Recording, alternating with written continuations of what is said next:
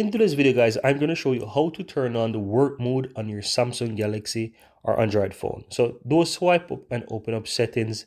Then you want to go to modes and routines. Tap on that.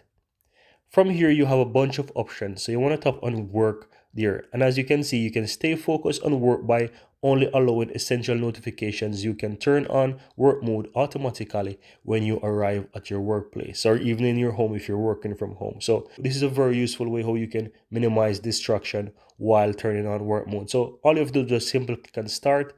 You can basically set the time on the place there, guys. So if you tap the place, you can basically set the location there, guys. As you see here, you can also set the time and period. So you can set the time of day, start and end. So once you finish, it will start. So I'm going to set it there for like about an hour. Click next.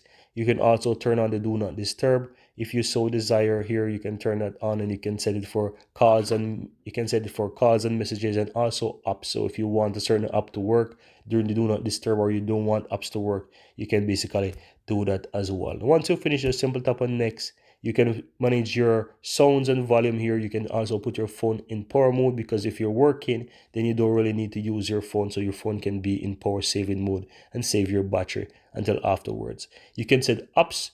You can set action for apps. So you can set apps to open. You can also do an action with a particular app there. So you can select that and you can go into the apps here.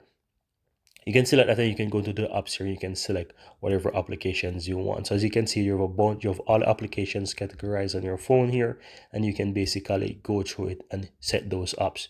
Now, once you're finished, just simple tap on done. And as you can see, it will start automatically by itself. So as you can see, mine just started there. And once it reaches the hour, then it will turn it off. So you can set this for as long as you want, and you can set it for specific days as well.